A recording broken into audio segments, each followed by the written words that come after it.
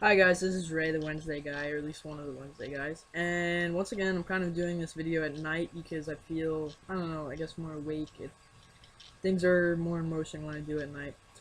Anyway, this week's topic is actually about social media and how it affects you, being trans male or transgender in general. Sorry about the beeping. People keep. I'm just like, my brother. Sorry.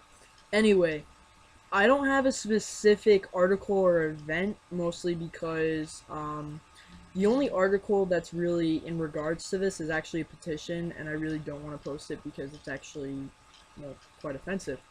But it's something that I stumbled upon that affects me and something that I'd like to talk about.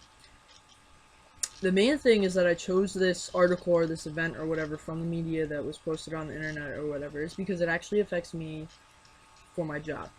As some of you may know from my introduction video, I may have mentioned it in my other videos or whatever, but I work at Home Depot.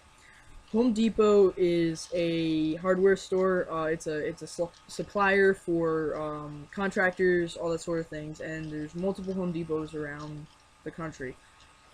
And pretty much Home Depot's motto or whatever is to be, openly accepting of all religions, race, sexualities, individual choices, lifestyles, etc., etc., etc.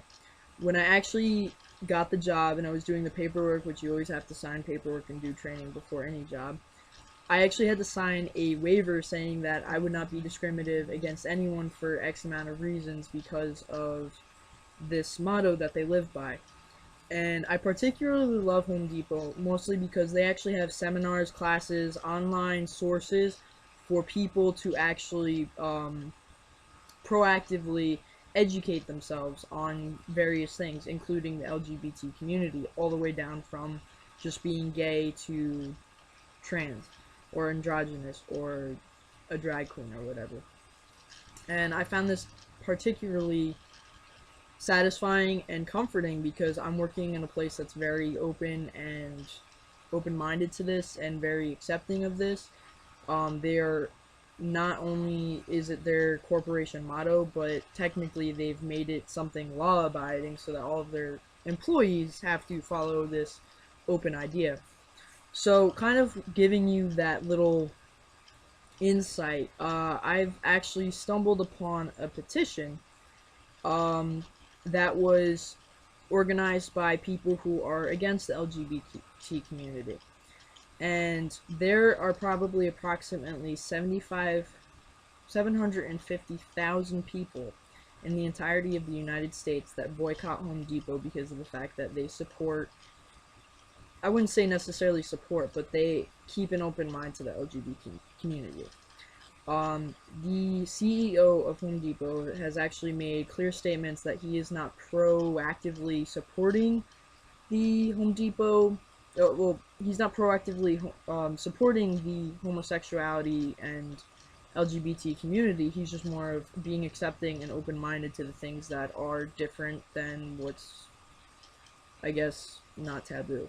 Um, Same as anything, like, he says that Home Depot doesn't take any religious sides or anything like that.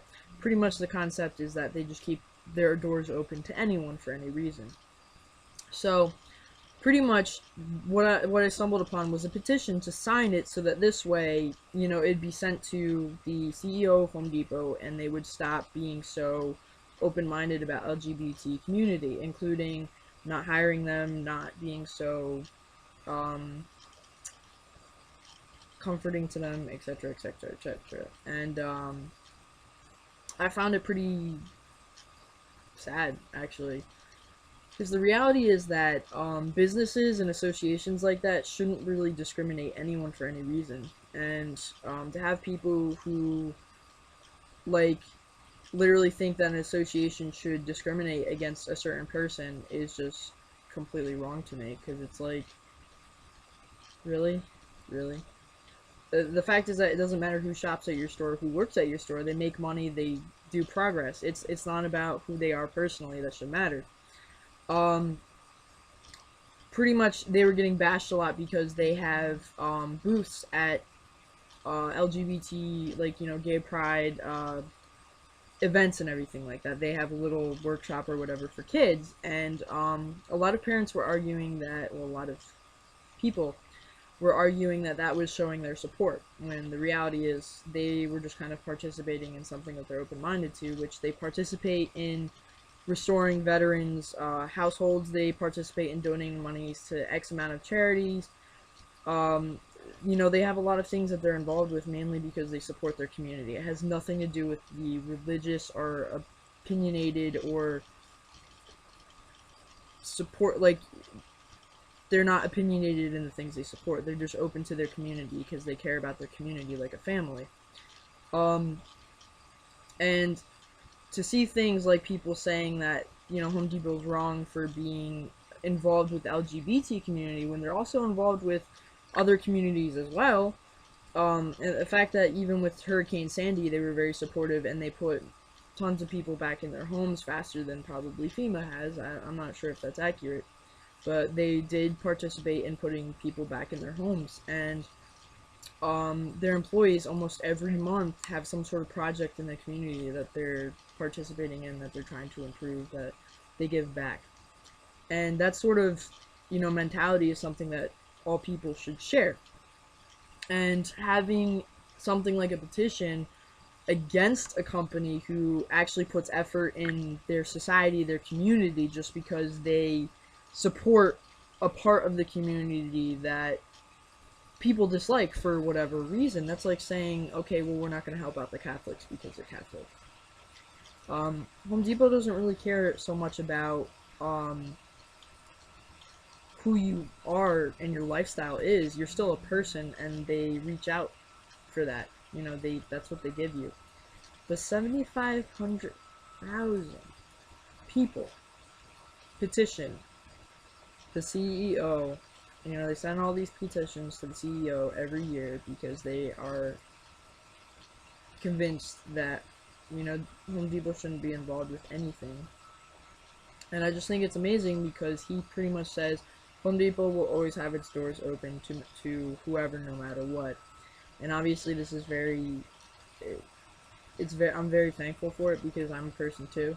I have my own beliefs, I have my own opinions, and being trans male does not define who I am. It's just a fact about me.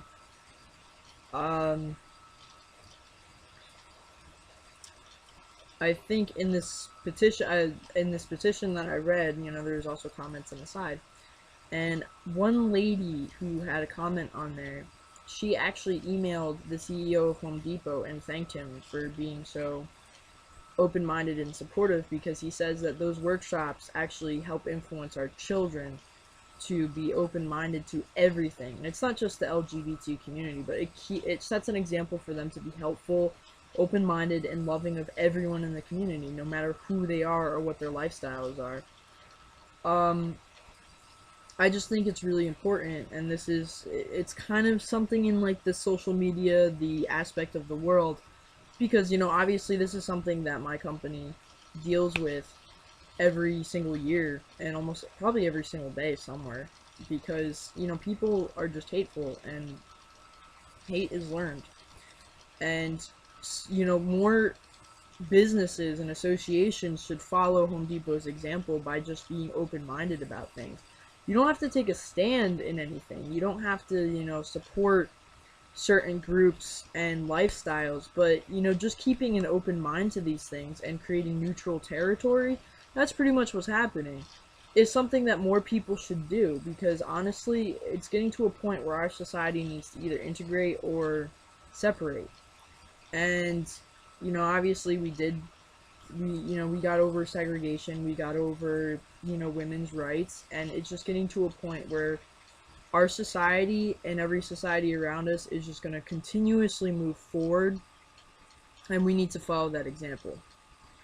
And, it's kind of sad, because a lot of people don't have the capacity to adapt, they don't have the capacity to accept, they don't have the capacity to embrace change. It's very frightening for them. And, the thing about nature and society in itself is that it's constantly changing. Whether it progresses or digresses, it's always going to change. You know, things are going to throw you curveballs, and it's up to you to have the strength to be able to adapt or die.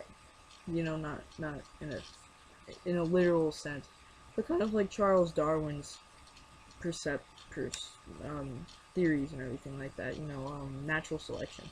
If you do not have the capability to adapt to your environment, you're going to have a very hard time living and surviving.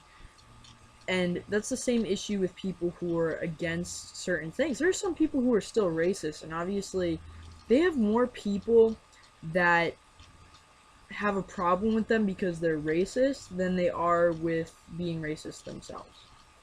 Because more people are like, why do you gotta be that way? You know, why, you know, we got over that like 100 years ago. Why the hell are you still like that? You know? Honestly, if someone's a jackass, I'm gonna think they're a jackass, not because they're black, not because they're gay, not because they're Catholic, but because they're a freaking jackass. It has nothing to do with their religion, their race, their sexuality. It has to do with their personality. Yeah, the reality is that there are people who are assholes out there, but you can't take a certain group of people and hate them just because of the way they look, the way they feel, the things they believe in, or the lifestyle they choose. And it's a concept, that sort of concept is something that is kind of branching out, that is becoming more familiar to more people, and it's becoming more socially accepted as opposed to things that are exclusive. You know, and you know, this whole controversy with Carmen Carrera trying out for Victoria's Secret is that I have every support and backing into her being a Victoria's Secret model, because you know, she is a woman, she has the right physique, the right looks to be a model. So why are they not allowing her to actually be a model? Because she used to be a man. Just this little fact on a paper, despite the fact that she's just as talented, just as good looking, and just as capable as any other model, if not more. Reality is that these associations and modeling agencies are just afraid, because you know, the second that they allow something different, it starts to unravel. You know, people start questioning, people start having to deal with new situations and scenarios, and that's very scary for a lot of people. And a lot of people just don't have the strength to embrace that fear and overcome it. And it's kind of sad, because there should be more people who are capable of doing that, because maybe if we did do that, our society would be just a little bit better. A little bit better. Not saying society's a bad place. You know, I like the things that I gotta deal with and the things that are good for me. Um, but I love my company, and I don't care if they're not actually supporting or taking a stand in the LGBT community, but the fact that they just keep their doors open is enough for me, and more people need to be able to do that. So that's kind of my segment about media and how it affects me and what I think of it. So, I mean, I had a little bit of Carmen Carrera and her battle into trying to be a Victoria's Secret model, um, but I feel that that was important to put out there. So, all of you out there, there is hope, and hopefully in the future, more companies will follow example, and the future will be a better place. So, Ray out.